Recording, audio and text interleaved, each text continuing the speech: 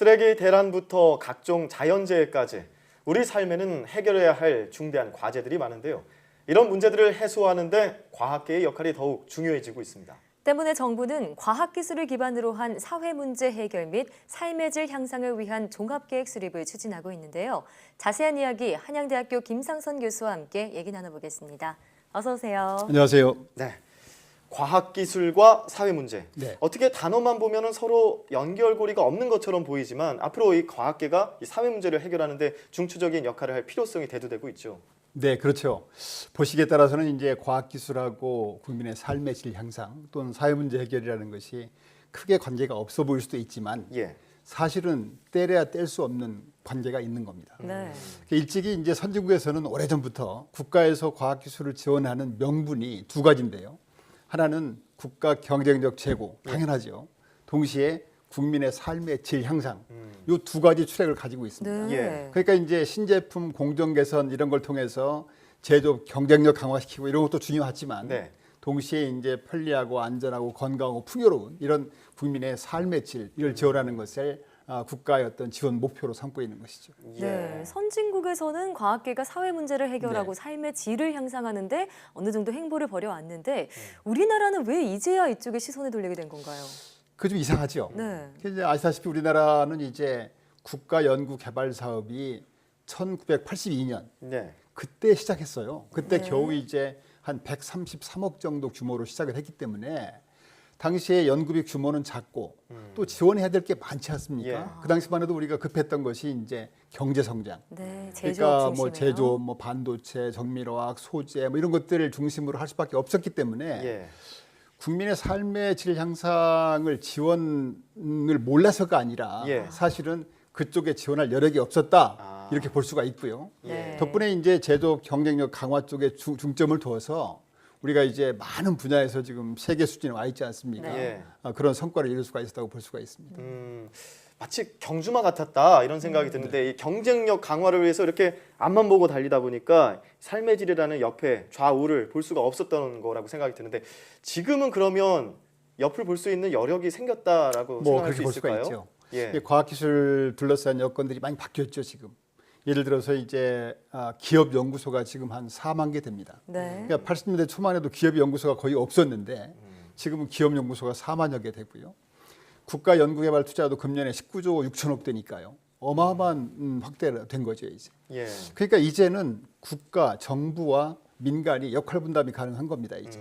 그러니까 정부는 이제 개발 연구라 이런 쪽 민간에게 맡기고 정부는 그동안에 빠른 추격자로서 할 수 없었던 우리만의 세계적인 기초 원천 연구를 한다든가 대형 복합 연구를 한다든가 공공 복지 연구를 한다든가 동시에 이제 삶의 질 향상이라든가 사회 문제 해결 이런 쪽에 드디어 이제 정부가 지원을 시작한 거죠. 근데 마침 지금 국민 이제 소득 수준이 올라감에 따라서 그 국민의 삶의 질 향상에 대해서 지금 관심이 아주 높은 때입니다. 맞습니다. 이런 추세하고도 지금 잘 맞아 떨어지는 거라고 볼 수가 있습니다. 네, 뭐 욜로나 소확행 같이 그렇죠. 삶의 질 향상을 위한 많은 매체들에서 그런 홍보를 하고 있는데 그럼 정부는 구체적으로 이 과학계가 또 삶의 질 향상을 위해서 어떤 역할을 할 수 있도록 도와주고 있는 건가요? 아까 오프닝 할 때도 이제 앵커께서 말씀하신 것처럼 지금 과학기술부, 과학기술정보통신부, 과학기술혁신본부 여기서 이제 과학기술 기반 삶의 질, 또 사회문제 해결 종합대책을 지금 수립하고 있어요. 그래서 각계 전문가들이 이제 초안을 만들었고 지금 공청회를 통해서 의견 수렴을 했기 때문에 아마 조만간에 이제 그게 공식 계획으로 확정이 되고 나면은 정부에서는 단계적으로 중점적으로 추진하지 않을까 지금 기대를 하고 있습니다. 그렇군요. 그러니까 이제 이런 삶의 질 향상을 위해서 정부가 발벗고 나섰다. 그렇죠. 할 수 있을 것 같은데 이제 국민들의 기대치도 많이 올라가고 있고요. 국민들의 목소리도 직접적으로 정부의 어떤 정책에 반영이 되기도 하거든요. 이 과학기술에 대한 국민들의 바람이 같이 이렇게 국민의 목소리로 나올 수 있는 이걸 경청할 수 있는 이런 자리들도 마련이 되고 있을까요? 그렇죠. 아까 종합계획 수립할 때 이제 충분히 의견을 수렴하고 있고 그 계획이 확정되는 거하고 별개로 지금 과학기술정보통신부에서는 금년에 국민이 직면한 현안을 해결하기 위해서 국민 생활 연구를 지금 착수를 했습니다. 국민 생활 연구. 그래서 우선 이제 대국민 설문조사하고 전문가 의견 수렴을 통해서 2개 과제를 우선 선정을 했는데요. 그중에 하나가 요새 플라스틱 문제가 심각하지 않습니까? 심각하죠. 그래서 이제 재활용이 필요 없이 자연 분해되는 플라스틱 대체 소재 개발이고요. 또 먹거리에 관심이 많기 때문에 소비자들이 먹거리 내에 유해 물질 포함 여부를 간편하게 판별할 수 있는 기술, 이런 과제를 중점적으로 개발하겠다. 근데 특징이 수요자가 직접 참여하는 그 리빙랩 형태를 통해서 실증 단계까지 지원하겠다. 네. 이렇게 지금 계획을 삼고 있는데요. 예. 참고로 이제 리빙랩이라는 것이 예. 최종 사용자나 시민이 직접 연구 개발의 기획, 개발, 실증 과제에 참여함으로 해서 네. 연구로 끝나지 않고 수요를 반영한 그런 결과를 내는데 도움이 되는 방법이라고 볼 수가 있습니다. 아, 예. 네, 리빙랩과 같이 시민이 직접 참여할 수 있는 그런 그렇습니다. 제도가 마련되어 있군요. 네. 그러면 좀 더 국민의 목소리가 정책에 반영이 되지 않을까 기대가 되는데요. 네. 자, 그럼 지금까지 정부의 계획을 살펴봤고요. 과학기술계는 어떤 노력을 하고 있나요? 과학기술계에서도 정부 못지않게 이 삶의 질 쪽에 이제 관심을 많이 두게 되는데요. 대표적으로 이제 국가과학기술연구회라고 있지 않습니까? 네. 그 25개 출연연구소를 그 산하에 두고 있는 네. 기관인데요.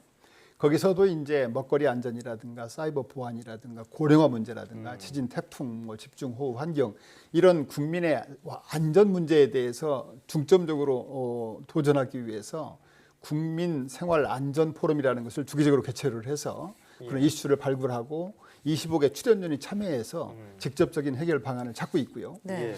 또 한국과총 국가 그 단체들이 모여 있는 한국과총에서도 예. 역시 국민 생활 과학 포럼을 열어서 국민 생활의 문제를 해결하기 위한 이슈를 도출하고 해결 방안을 찾고 있는 노력을 하고 있습니다. 네. 그렇군요. 지금 그러니까 여러 가지 사회 문제, 아까 얘기했던 그런 플라스틱 오염 문제라든지 그렇죠. 먹거리에 대한 이야기, 그런 것들을 국민들이 직접 참여해서 연구하는 데 보탬이 된다고 하니까 저도 참여해보고 싶고 좋습니다. 또 다른 문제도 있는데 교통 문제도 있고 이것도 네. 있고 저것도 있는데 해가지고 뭔가를 이제 계속 뭔가 할 것 같은데요. 네. 이렇게 다양한 사회 문제를 과학기술로 접목을 해서 좀 뭔가 개발을 시키려고 하다 보니까 그냥 막연히 내가 원하는 거 하나 둘 이거를 해결해 주세요 하는 게 아니라 유념해야 될 뭔가 다른 요소들 필요한 어떤 생각들이 네. 있을 것 같습니다. 어떤가요? 아마 이런 어떤 삶의 질 문제라든가 또 사회 문제 해결은 어떻게 보면 굉장히 시적절한 지금 문제고요. 예. 앞으로도 아마 정부에서 계속 강화시켜야 될 것 같아요.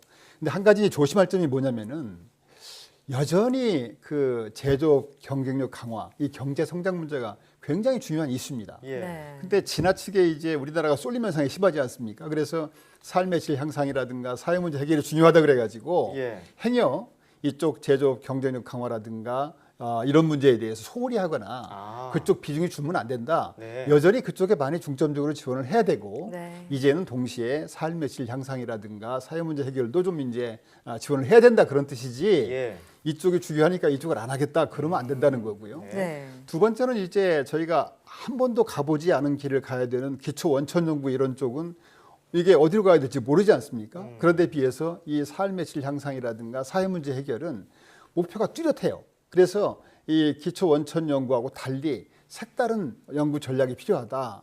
아까 말씀드렸던 어떤 리빙랩이라든가 이런 예. 형태 예. 그렇게 해서 뚜렷한 목표를 기어이 달성하고자 하는 그런 전략을 가지고 가야 되겠다 이렇게 생각을 할 수가 있습니다. 네. 이 국민이 직면한 문제, 앞서 국민생활연구에서는 재활용 문제나 유해물질 관련된 대책이 좀 우선이다라고 하셨는데 이 외적으로 혹시 또 살펴볼 수 있는 현안이 있을까요? 최근에 문제가 되고 있는 미세먼지 문제 같은 것도 그렇고요. 그렇죠. 또 화학물질 공포증 같은 거 있지 않습니까? 그래서 이제 미세먼지 문제는 지금 한국과학기술연구원 키스트가 중점적으로 지금 태클을 도전을 하고 있고요. 네. 또 각종 이제 화학물질 공포, 그 케미포비아라고 하는 것들은 네. 한국화학연구원 이런 데서 지금 중점적으로 개발 방안을 찾고 있는 중입니다. 네. 예, 정부와 그렇군요. 과학기술가 합심해서 여러 가지 노력을 하고 있군요. 네. 이 국민의 삶의 질 향상과 사회 문제 해결을 위해 과학기술계가 나선다는 소식이 정말 반가운데요. 앞으로 사람 중심의 과학기술들을 전해드릴 날이 더욱 많아지지 않을까 기대해 봅니다. 지금까지 한양대학교 김상선 교수와 함께했습니다. 오늘 말씀 고맙습니다. 감사합니다.